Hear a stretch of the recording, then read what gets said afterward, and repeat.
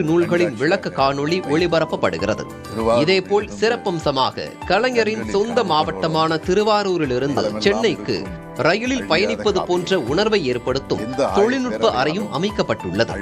கலையும் அரசியலும் என்ற தலைப்பில் 79 பேர் அமரும் வகையில் மினி திரையரங்கம் ஒன்றும் அமைக்கப்பட்டுள்ளது. செங்கோலாக மாற்றி அவர் உருவாக்கி கொடுத்த திட்டங்கள் தான் இன்று தமிழ்நாட்டில் எனக்கு தெரிஞ்சு வேர்ல்டுல அது மாதிரி எதுவும் கிடையாது. இதெல்லாம் முழுக்க மாண்பு முதலமைச்சர் அவர்களுடைய இதைதான் செய்ய வேண்டும் என்று திட்டமிடப்பட்டு அவர் எங்களுக்கு துறைக்க ஆணையிட்டிருக்கிறாரோ இந்த திட்டமிடத்தை நாங்கள் செயல்படுத்தியிருக்கிறோம்.